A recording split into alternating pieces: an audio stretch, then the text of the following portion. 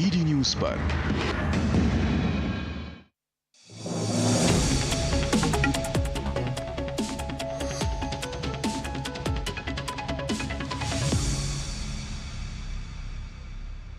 नमस्कार, स्वागत है आप सभी का डीडी न्यूज के इस खास बुलेटिन एक्सप्रेस 100 में, जहां हम आपके लिए लेकर आते हैं राजनीति, मनोरंजन, देश, दुनिया, खेल और व्यापार जगत की सभी बड़ी खबरों को एक्सप्रेस यानी फटाफट अंदाज में। मैं हूं शहला निगार। आइए खबरें देखते हैं तेज रफ्तार के साथ।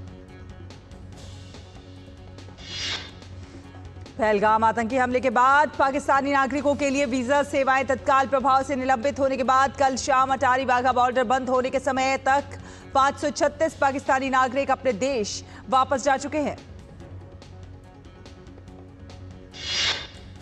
वहीं 836 भारतीय नागरिक स्वदेश लौट चुके हैं। हालांकि लॉन्ग टर्म वीजा रखने वाले हिंदू पाकिस्तानी नागरिक भारत में रह सकते हैं और उनके वीजा पर कोई असर नहीं पड़ेगा। पहलगाम आतंकी हमले के बाद आज चर्चा के लिए जम्मू विधानसभा का एक दिवसीय विशेष सत्र बुलाया गया है। सत्र में आतंकी हमले की निंदा करने के साथ हमले में जान गंवाने वाले लोगों को श्रद्धांजलि दी जाएगी।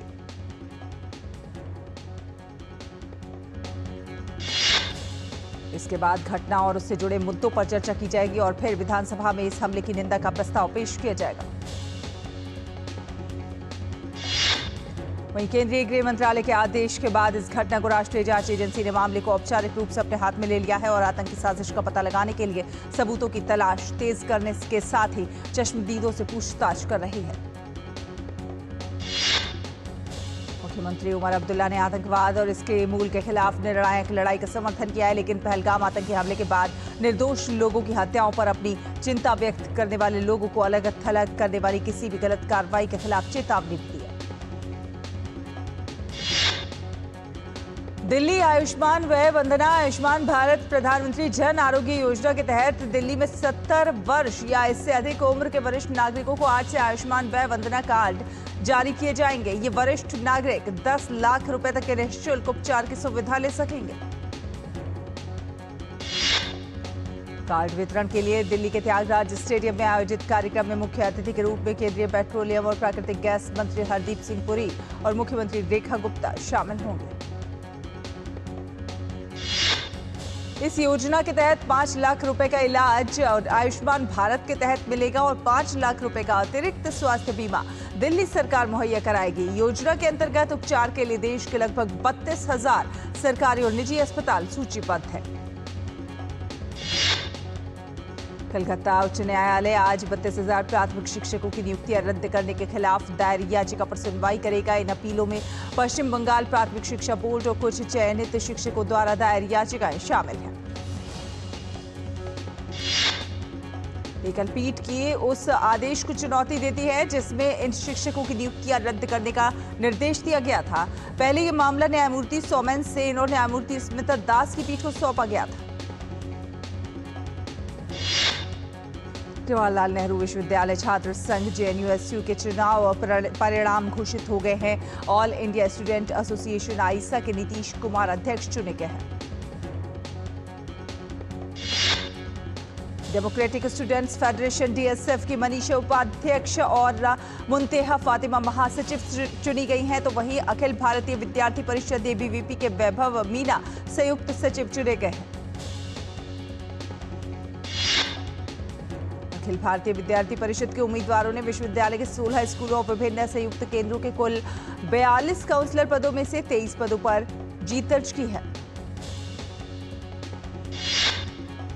जेएनयू के विभिन्न स्कूलों केंद्रों में एबीवीपी के प्रदर्शन की बात की जाए तो स्कूल ऑफ इंटरनेशनल स्टडीज में 5 काउंसलर पदों में से 2 सीटों पर विद्यार्थी परिषद की जीत हुई है। स्कूल ऑफ इंजीनियरिंग के 4 काउंसलर सीटों पर अखिल भारतीय विद्यार्थी परिषद का कब्जा हो चुका है। स्पेशल सेंटर फॉर नायो साइंस में 1 सीट है और ये सीट अखिल भारतीय विद्यार्थी परिषद ने जीत ली है। इसी प्रकार दूसरी सफलता स्कूल ऑफ इंटरनेशनल स्टडीज में मिली है। ये केंद्र भी लंबे समय से वामपंथी प्रभाव का प्रमुख केंद्र रहा है।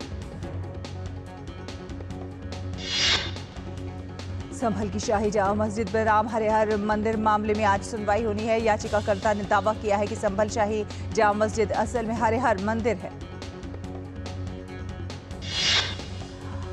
8 याचिकाकर्ताओं की ओर से दायर याचिका सिविल जज सीनियर डिवीजन में पिछले साल दाखिल की गई थी। इस मामले में इलाहाबाद हाई कोर्ट और संभल की जिला अदालत दोनों में आज सुनवाई होगी। रक्षा मंत्री राजनाथ सिंह ने पहलगाम आतंकी हमले के बाद सेना की तैयारियों पर विचार विमर्श के लिए प्रमुख रक्षा अध्यक्ष जनरल अनिल चौहान से मुलाकात की। प्रधानमंत्री नरेंद्र मोदी ने मंदसौर सड़क दुर्घटना में मारे गए लोगों के परिजनों के लिए 2-2 लाख रुपए की अनुग्रह राशि की घोषणा की है। घायलों को 50-50 हजार रुपए की सहायता मिलेगी। प्रधानमंत्री कार्यालय के अनुसार ये राशि प्रधानमंत्री राष्ट्रीय राहत कोष से दी जाएगी। सोशल मीडिया पोस्ट में प्रधानमंत्री ने दुर्घटना पर गहरा दुख व्यक्त किया और पीड़ित परिजनों के प्रति संवेदना व्यक्त की। भारत लगातार अपनी सैनिक क्षमताओं में इजाफा कर रहा है और इसी कड़ी में आज नौसेना के लिए एक महत्वपूर्ण रक्षा समझौता होने जा रहा है, जिसमें 26 राफेल एम लड़ाकू विमानों की खरीद की जाएगी। भारत और फ्रांस के बीच ये समझौता होगा, जिसकी अनुमानित कीमत लगभग 63,000 करोड़ रुपए है। इस समझौते से भारतीय नौसेना की ताकत में काफी वृद्धि होगी। हाल ही में प्रधानमंत्री नरेंद्र मोदी की अध्यक्षता वाली सुरक्षा मामलों की कैबिनेट समिति ने नौसेना के लिए फ्रांस से 26 राफेल एम लड़ाकू विमानों की खरीद को मंजूरी दी थी। राष्ट्रपति द्रौपदी मुर्मू आज राष्ट्रपति भवन में वर्ष 2025 के पहले नागरिक सम्मान समारोह में पद्म पुरस्कार प्रदान करेंगी। ये पुरस्कार विभिन्न क्षेत्रों में उत्कृष्ट योगदान देने वाले व्यक्तियों को सम्मानित करने के लिए प्रदान किए जाते हैं। उत्तर प्रदेश सरकार ने नेपाल सीमा से सटे जिलों में अवैध कब्जों पर कार्रवाई शुरू कर दी है। विशेष अभियान में कई जिलों में बड़ी तादाद में अतिक्रमण हटाए गए हैं। बहराइच में 89 अवैध कब्जेदारों पर कार्रवाई हुई है। पहलगाम आतंकी हमले के विरोध में अमेरिका के वॉशिंगटन डीसी में भारतीय प्रवासी समुदाय के लोगों ने पीड़ितों की याद में शांतिपूर्ण प्रदर्शन किया। प्रदर्शन कर रहे भारतीय प्रवासी समुदाय के लोगों ने पहलगाम आतंकवादी हमले की निंदा की। इस दौरान भारतीय समुदाय की छात्रा ने पहलगाम आतंकी हमले को दुखद बताया, साथ साथ दोषियों को कड़ी सजा देने की बात कही। मध्य प्रदेश के मंदसौर में एक वैन के कुएं में गिर जाने से 10 लोगों की मौत हो गई। वहीं इस घटना पर राष्ट्रपति द्रौपदी मुर्मू ने दुख जताया। राष्ट्रपति द्रौपदी मुर्मू ने एक्स पर लिखा, मध्य प्रदेश के मंदसौर में हुई सड़क दुर्घटना में अनेक लोगों की मृत्यु का समाचार जो है वो बहुत ही दुखद है। मैं मृतकों के परिवारजनों के प्रति गहन शोक और संवेदना व्यक्त करती हूँ और घायल हुए लोगों के शीघ्र स्वस्थ होने की कामना करती हूँ। कश्मीर के पहलगाम में हुए आतंकवादी हमले में मारे गए लोगों के प्रति एकजुटता दिखाने के लिए दुनिया भर में विरोध प्रदर्शन हो रहे हैं और इसी क्रम में भारतीय समुदाय ने जर्मनी के अलग अलग शहरों में विरोध प्रदर्शन किए। भारतीय समुदाय ने जहां एक ओर फ्रैंकफर्ट में पहलगाम आतंकी हमले के खिलाफ रैली निकालकर विरोध प्रदर्शन जताया, तो वहीं दूसरी तरफ फ्रैंकोनिया में आतंकी हमले में मारे गए लोगों के प्रति एकजुटता दिखाने के लिए कार्यक्रम आयोजित हुआ। पहलगाम आतंकी हमले से कलाकार भी आक्रोशित दिखाई दे रहे हैं। राष्ट्रपति पुरस्कार से सम्मानित कलाकार रूपचंद ने भी एक पेंटिंग बनाकर श्रद्धांजलि अर्पित की है। साथ साथ उन्होंने अपनी पेंटिंग के माध्यम से संदेश भी दिया है। इसमें उन्होंने दिखाया है कि कैसे भारत पाकिस्तान से आतंकवाद की जड़ को उखाड़ने को तैयार बैठा है। रूपचंद ने भारतीय सेना को जाबाजी से आतंकवादी रूपी सांपों को कुचलते हुए भी दिखाया गया है। पहलगाम में आतंकी हमले के बाद जम्मू कश्मीर में आतंकियों पर एक्शन तेज हो गया है। आतंकवादी तंत्र के खिलाफ रविवार को भी कार्रवाई जारी रखते हुए प्राधिकारियों ने बांदीपोरा, पुलवामा, कुपवाड़ा और शोपियां जिलों में सक्रिय 4 आतंकवादियों के घर ध्वस्त कर दिए। असम के मुख्यमंत्री हेमंत बिस्वा शर्मा ने घोषणा की है कि राज्य सरकार जल्द ही ऐसे लोगों की पहचान करेगी जिनके पास आधार कार्ड तो है, लेकिन उन्होंने राष्ट्रीय नागरिक रजिस्टर के लिए आवेदन नहीं किया है। मुख्यमंत्री ने कहा कि चूंकि एनआरसी के लिए आवेदन नहीं करने वाले कई लोग आधार कार्ड का उपयोग कर रहे हैं, इसलिए उनके खिलाफ कार्रवाई की जाएगी। गुजरात के अहमदाबाद और सूरत के बाद अब अन्य शहरों में बांग्लादेश के अवैध घुसपैठियों को पकड़ने का सिलसिला रविवार को भी जारी रहा। वलसाड जिला पुलिस ने 300 से अधिक संदिग्ध बांग्लादेशी नागरिकों को पकड़ा है। गुजरात के गृह मंत्री हर्ष सांघवी ने गुजरात में रह रहे अवैध अप्रवासियों से आत्मसमर्पण करने को कहा है और अवैध अप्रवासियों को आश्रय देने वालों के खिलाफ कानूनी कार्रवाई की चेतावनी दी है। चारधाम यात्रा आधिकारिक तौर पर 30 अप्रैल से शुरू होगी। इस संदर्भ में तमाम तैयारियां की जा रही हैं। मुख्यमंत्री पुष्कर सिंह धामी ने मुख्य सेवक भंडारे के लिए चारों धामों में जाने वाले सेवादारों की टीम को हरी झंडी दिखाकर रवाना किया। वाराणसी में वैशाख अमावस्या के अवसर पर गंगा घाट पर पवित्र स्नान के लिए श्रद्धालु एकत्रित हुए। सिक्किम के मुख्यमंत्री प्रेम सिंह तमांग ने पहलगाम आतंकी हमले के पीड़ितों के प्रति एकजुटता दिखाने के लिए आयोजित कैंडल मार्च में भाग लिया। सिक्किम के मुख्यमंत्री प्रेम सिंह तमांग ने पहलगाम आतंकी हमले पर उन्होंने कहा कि हमने श्रद्धांजलि समारोह आयोजित किया है। जब भी देश को हमारी जरूरत होगी, हम सिक्किम के लोग हमेशा वहां खड़े रहेंगे। दिल्ली में आने वाले दिनों में आंधी तूफान का येलो अलर्ट जारी किया गया है। मौसम विभाग के अनुसार तापमान में गिरावट आएगी और मई की शुरुआत ठंडी रहेगी। पश्चिम बंगाल, सिक्किम, पश्चिमी असम और मेघालय में बादल छाए रहेंगे और तेज हवाएं चलने के साथ साथ बारिश होने की भी संभावना। मध्य प्रदेश के श्योपुर स्थित कूनो नेशनल पार्क में नए मेहमान आए हैं। मादा चीता निर्वा ने 5 शावकों को जन्म दिया है। इसे चीता प्रोजेक्ट की बड़ी सफलता के रूप में देखा जा रहा है। त्रिपुरा के मुख्यमंत्री माणिक साहा ने विभिन्न विभागों में 479 नवनियुक्त अधिकारियों को नियुक्ति पत्र वितरित किए। पूर्वी सिक्किम के गंगटोक में शनिवार को ताजा बर्फबारी हुई। सिक्किम में पर्यटकों की संख्या में बड़ी बढ़ोतरी देखी जा रही है। पटना में तेज रफ्तार का कहर देखने को मिला। नेहरू पथ पर कोतवाली थाना के पास एक तेज रफ्तार कार ने कई लोगों को कुचल दिया। इसके बाद कार अनियंत्रित होकर डिवाइडर से टकराकर पलट गई। राष्ट्रीय इलेक्ट्रॉनिक्स एवं सूचना प्रौद्योगिकी संस्थान ने डिजिटल इंडिया मिशन को आगे बढ़ाने की दिशा में एक प्रमुख कदम उठाते हुए इलेक्ट्रॉनिक्स निकेतन में 8 दूरदर्शी संगठनों के साथ समझौता ज्ञापन पर हस्ताक्षर किए।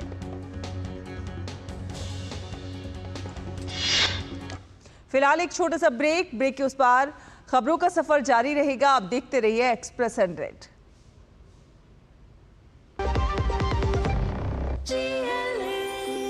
जो लक्ष्य चुना था समझ आने लगा है। GLA यूनिवर्सिटी, उच्च लक्ष्य की निश्चित प्राप्ति। मेरी पसंद, मेरी पसंद, मेरी पसंद, मेरी पसंद, हमारी पसंद, हम सबकी पसंद। मजबूत देश का मजबूत सरिया हो गया स्टील। ब्रेक के बाद स्वागत है एक्सप्रेस 100 देख रहे हैं आप। रुक करेंगे कुछ अन्य खबरों का। केंद्रीय वाणिज्य एवं उद्योग मंत्री पीयूष गोयल ने नई दिल्ली में आयोजित वर्ल्ड हेल्थ समिट की क्षेत्रीय बैठक को संबोधित किया। उन्होंने कहा कि आने वाले समय में सरकार का मुख्य फोकस हेल्थ केयर सेक्टर पर रहने वाला है। साथ ही साथ ये भी कहा कि भारत दुनिया की 5वीं सबसे बड़ी अर्थव्यवस्था बन चुका है और जल्दी ही हम दुनिया की 3री सबसे बड़ी अर्थव्यवस्था वाला देश बन जाएंगे। National institute of electronics and information technology ने डिजिटल इंडिया मिशन को आगे बढ़ाने के लिए 8 संस्थाओं के साथ MOU साइन किए। इन 8 संस्थाओं में SCL, एयरनेट इंडिया, NISE, अमृता विश्व विद्यापीठम, IFMR और क्विंड्रेल इंडिया शामिल। रक्षा मंत्रालय ने भारतीय सेना के आधुनिकीकरण के लिए दान मांगने के उद्देश्य से बैंक खाता खोलने वाले भ्रामक व्हाट्सएप संदेश का खंडन किया है। मंत्रालय ने लोगों से सतर्क रहने और ऐसे धोखाधड़ी वाले संदेशों का शिकार न होने का आग्रह किया है। साथ ही साथ कहा है कि सरकार ने किसी भी तरह के दान की मांग नहीं की है। विदेशी निवेशकों ने बीते कारोबारी हफ्ते में भारतीय शेयर बाजारों में 17,425 करोड़ रुपए का निवेश किया। अप्रैल के तीसरे कारोबारी हफ्ते में विदेशी निवेशकों ने 8,000 करोड़ रुपए से ज्यादा की खरीदारी की थी। RailTel corporation of India limited को इंस्टीट्यूट ऑफ रोड ट्रांसपोर्ट से 90 करोड़ रुपए से ज्यादा का बड़ा ऑर्डर मिला है। इस ऑर्डर में एंटरप्राइज रिसोर्स प्लानिंग सिस्टम की डिजाइन, डेवलपमेंट, आपूर्ति, कार्यान्वयन, संचालन और रखरखाव शामिल।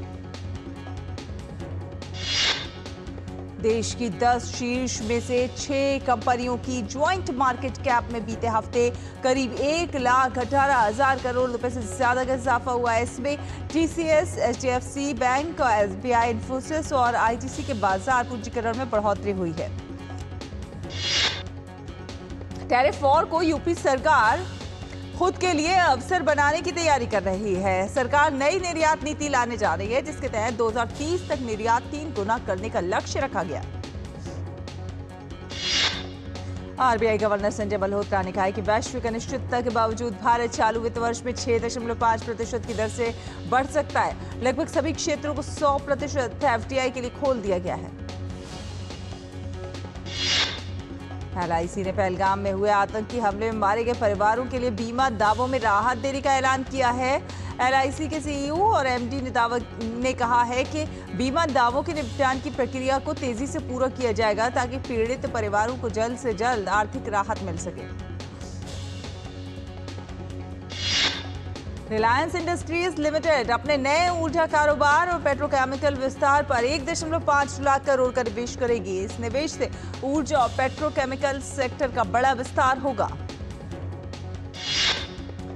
केंद्रीय पेट्रोलियम एवं प्राकृतिक गैस मंत्री हरदीप सिंह पुरी ने बताया कि पिछले 10 वर्षों में देश में वाहनों के लिए ग्रीन फ्यूल उपलब्ध कराने वाले सीएनजी स्टेशनों की संख्या में 930% की वृद्धि हुई है।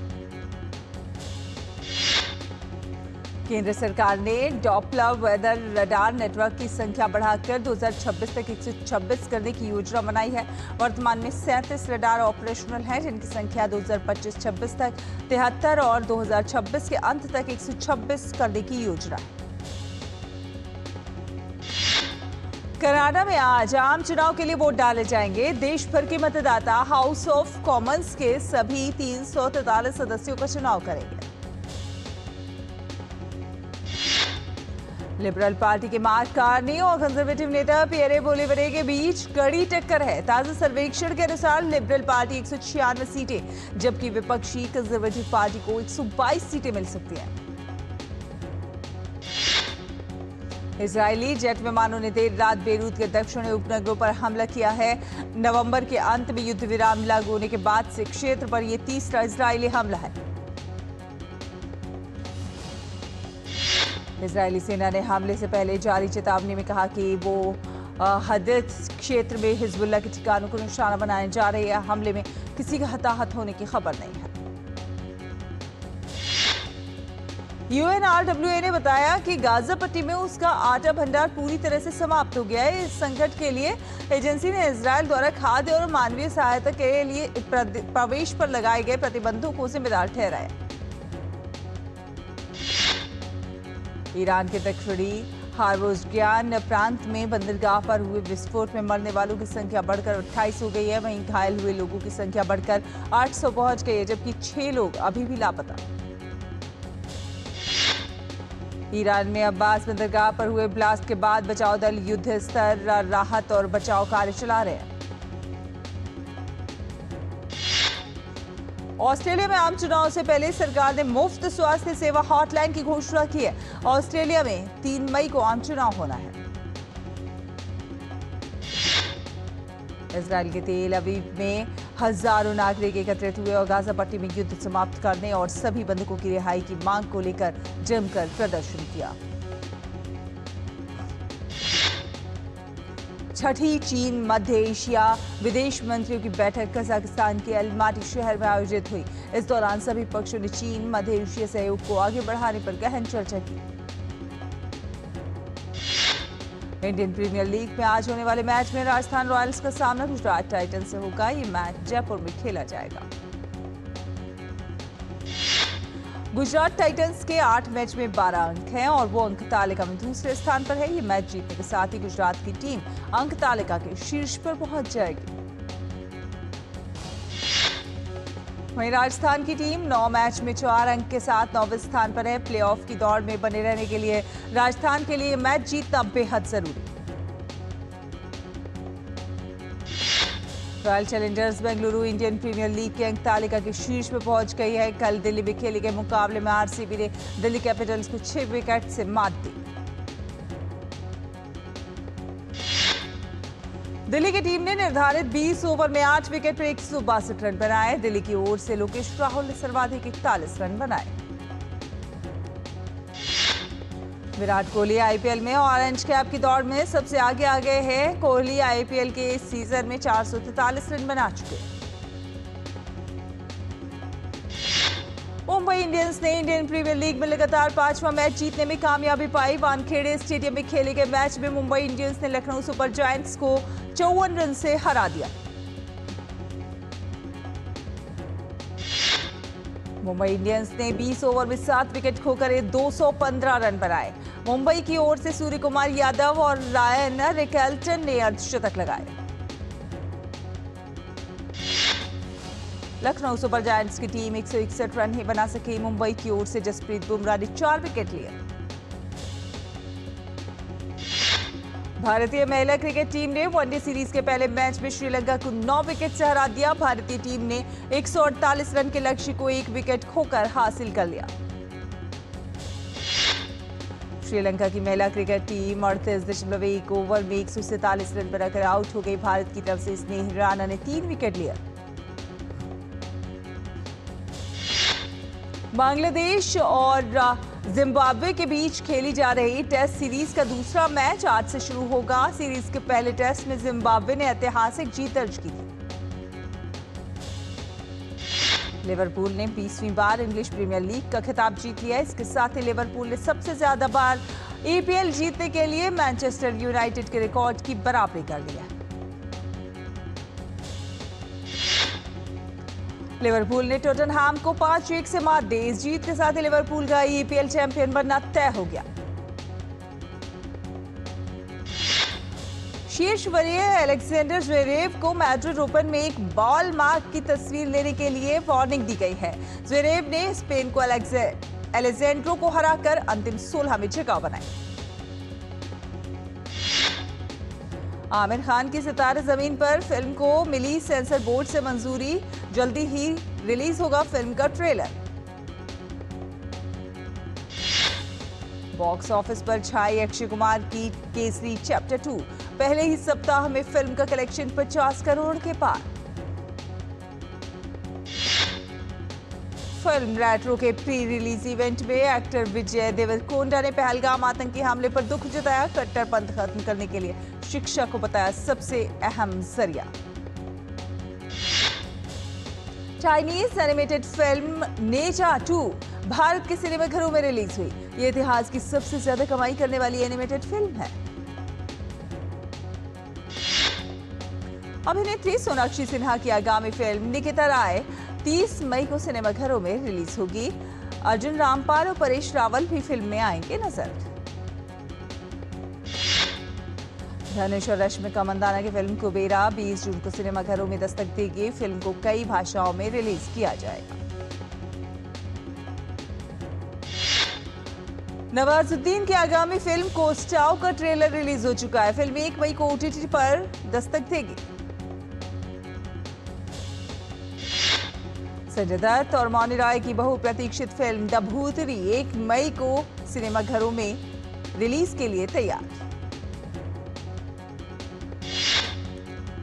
एक्ट्रेस राखी गुलजार 22 साल बाद बड़े पर्दे पर लौट रही हैं। बंगाली फिल्म आमार बॉस की चर्चा सोशल मीडिया पर खूब हो रही है। अब फिल्म ट्रेलर जारी कर दिया गया है।